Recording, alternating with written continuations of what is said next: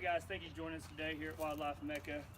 Today we're trying to figure out how to feed the deer without feeding the hogs. So around here in northern Arkansas, we have a big hog problem that started in, and when you broadcast feed, a lot of your feed just gets consumed by the hogs. There's a lot of problems with that. You know, your hogs come in, they urinate there, and a lot of the times whenever your hogs come in, your big bucks will leave the area. Other than that, we're starting to feed double down protein, which we're gonna just put in these troughs that we're building. So the troughs that we're building here, we have the supplies to build 6 feeders, and with these 6 feeders, we ended up spending roughly $250 on the wood and the screws. We haven't bought the tin yet, but right now we're at $250 on wood and screws, and they're 8 foot long and 2 foot wide. What we're doing is we're going to rip the plywood in half, and then we're taking one of the 8 foot long boards, and they're roughly 20 inches end caps that we're putting on to hold the ends together, but we can make 2 feeders worth of out of one board on the end caps. These feeders, you know, it'll be an easier way to keep the hogs out, because if you feed the hogs at 34 to 36 inches, supposedly the hogs won't be able to eat out of the feeder, which help keep the parasites down that your deer are consuming. Also around here we have a lot of problem with bears. You know, early spring going into the winter months, they tend to come to your feeders, pass through, destroy your feeders, eat what they want, and then go to the next feeders. We have countless feeders that we bought, the broadcast feeders, that they come in, they break the legs off of them, they tear the motors off of them, and it gets expensive quick.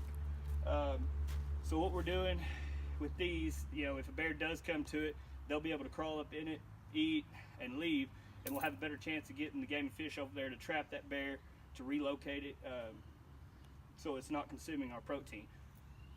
These feeders, they're pretty simple to build. We've built a couple already. The trough part of it takes us roughly 45 minutes to build, 2 guys. You know, we're just using a skill saw and chop saw, and then we're screwing all the boards in. We're using 3.5 inch long wood screws, and then for the plywood on the bottom, we're using 1.5 inch wood screws. So far it's going real good. We'll see what we can make out of them and see what kind of money we can save. We ended up going ahead and putting a little area at the end of the feeder to put our 465 and trophy rock, just to get it up off the ground, keep it out of the water when it rains. It's not just soaking in, making it a lot more available for the deer.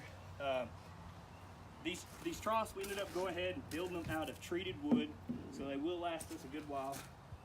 We're using some locust poles to mount these on, and just get them up off the ground at 36 inches.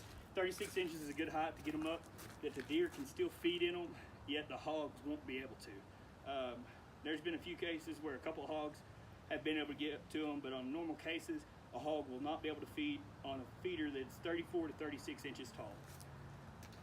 So with these, I'm sure we'll be able to tell you later on exactly how much of the double down feed we are able to put inside these feeders. We're going ahead and we're going to put 2 sheets of tin on the top part of the feeders, and we're looking at prices, and your normal cattle trough that you can buy to put feed in is roughly $349 for a 8 foot one, and for a 6 foot one, they're $295.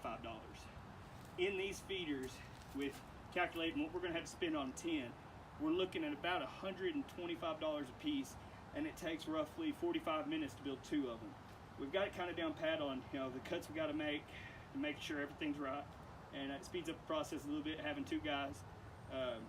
But all together, it looks like a great way to save money, and thank you for joining us on Wildlife Mecca.